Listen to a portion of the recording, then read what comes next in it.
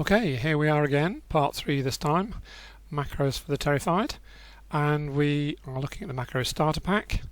In part 2 I got you to load the macros and install them, and that'll give you the keystrokes ready to use. So today we're going to actually start playing around with one or two of them, and if you're on the Terrified side, then we'll just use the analysis ones, which we know can't do any damage. They can only analyze the text and tell you all sorts of interesting things about the text you're about to edit. So here we go. We've had the starter pack. We've worked through what a macro is, how to get into Visual Basic, and we've actually loaded the starter pack into the computer. So what we should now have is the possibility of running various macros by using these keystrokes. So we want a bit of text to play around with. We can't analyze nothing, so what I've done is to provide in the starter pack if I can find it, here we go, starter pack. We've put in some sample text, ZZ sample text, there we go, just a bit of well, it's a copy of an old bit of the macro book, something to play with. So there's the text that we want to analyze, and there are various macros that we could use. Start with Dockalize as the most obvious one. So the keystroke for Dockalize is Shift-Alt-D for Dockalize. So we click in there and we run it. So Shift-Alt-D, and it says Dockalize, analyze this document. I put those in there just so that if you press a keystroke and you don't want to analyze, then that will give you a chance to say, oh no, I didn't mean that. So we say yes, and it will load up. It will create a copy of the document and work through various tests. So you may be able to see the test numbers flashing up on screen, but probably not. And it's now finished. Okay, so what's it given us? Well, it's told us that the word 10 appears twice, and as figures it appears 10 times. It tells us about serial commas that, well, I mean, it's a very simple test, but it does give an indication that generally speaking the author is not using serial commas.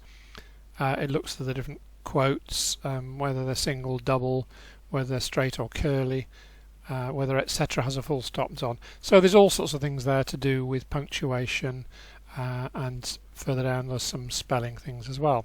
So if you want to save that, then if you just press F12 to save as, then it offers up the word Dockalize there as the possible name for the file, so you can save that if you want to, but we won't bother. Okay, and there are down below this you've got some simple basic instructions. I mean, what else is there to say for Dockalize? That you open the file that you want to test and you run the macro. Hyphenalize, you open the file and run that one. So those are remarkably similar. What I will also show you is that higher up here we've got the latest addition is that there's a macro menu. If you can't remember those keystrokes, at least hopefully you can remember Shift-Alt-M to bring up the menu of macros, the macro menu. So suppose we want to run one of the others, so if we hold Shift, Alt and then M, then it loads up this window here, and it's offering us various macros that we might want to run. So suppose we want to run UK US count. I can type in number 10 and press return, or I could actually press U, because following it says US UK count brackets U. So U will run US UK count. So what it's doing is going through the whole document and doing spell checks of all the words, and when it finds a word that is a spelling error in one of the two ways of spelling, UK or US, then it will compare with the other. If one is correct and the other is incorrect, it knows it it notches one up to UK and US, and you might be able to see around here. We've got around there. We've got the there we are. UK 11, US 11. So it's about half and half by the look of it on this one. And if you want to stop the macro, you can hold down the control key and press break, or you can let it run on, but we've still got quite a long way to go, so we won't.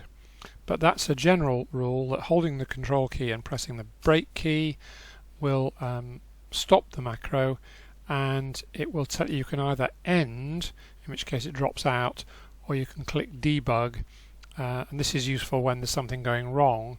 If you click debug, then you go into the macro, and if something has gone wrong, you can tell me about what you found and we'll try and sort it out. But let's just put that away for the moment. So that was UK US count. Try another one. Let's try IZ/IS count. I realise that this is something that's only UK based. In UK, the IS words and IZ words are alternatives, but we obviously want to be consistent, so we want to know how which the author has used predominantly. So let's run the menu, Shift-Alt-M, and then let's choose. There's IZ/IS count. That's number 5. So I'm press 5. Do I want to highlight them? No, I won't bother. Just go through, and it says please open the IS exceptions file. Okay, so it's now stopped, and we're now back in just normal working. And the reason for that is that with IS and IZ, not everything has an option. So we have to have a list of exceptions for the IS and exceptions for the IZ. So it's telling us to open them. So if I open the IS words and the IZ words, open those two, then those are the words that are not meant to be IZ'd or IS'd, depending on which is which. So now let's go back to there, Shift-Alt-M for menu, and let's get the what were we doing? We were doing IZ/IS count, number 5. Do I want to highlight them? No. And this time it has gone through and done them. It says it's found 73 IS words and 22 IZ words. So that gives an indication that this the author, in this case me, has predominantly used IS, but he hasn't been consistent. He's used some IZ words. So okay, so that's that one. Well, in terms of the analysis macros, that's it really.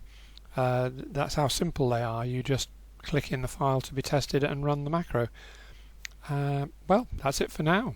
And as always, drop me an email to paul@archivepub.co.uk if you've got any queries. Thanks for watching. Bye.